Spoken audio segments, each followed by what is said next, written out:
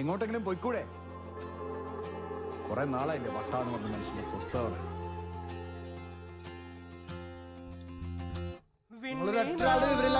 ഞാൻ അനുഭവിക്കുന്ന കാക്ക ഓർത്തോണം. എന്തെങ്കിലും പറയാണ്ട് വീട്ടിൽ വെച്ച് പറയണം. നാട്ടുകാർ മുമ്പിൽ ചില പറയണം. ഞാൻ നാട്ടുകാർ മുമ്പിൽ വെച്ച് പറയും. വീട്ടിൽ എപ്പോഴാണ് കേട്ടത്?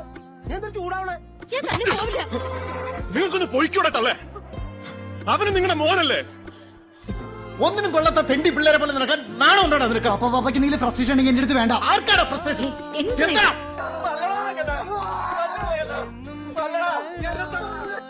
അതെ, ഞാൻ കഴിവെട്ടവനാണ്, ഭീരുവാണ്, ചതിയനാണ്.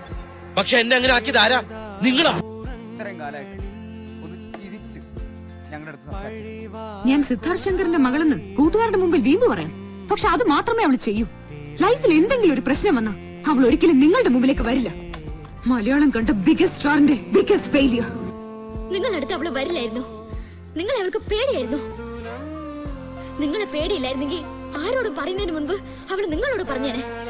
നിങ്ങളെ പേടിയില്ലായിരുന്നെങ്കിൽ അവൾ ഇപ്പോഴും ഇവിടെ കണ്ടേനെ. പക്ഷെ അവൾക്ക് പേടിയായിരുന്നു.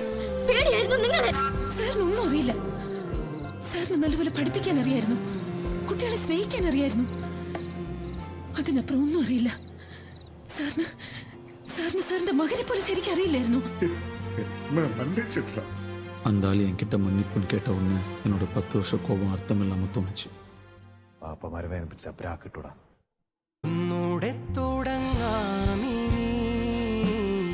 നിന്റെ പ്രശ്നം എന്താണെന്ന് അറിയാം. നീ നിന്റെ പപ്പയെ പോലെ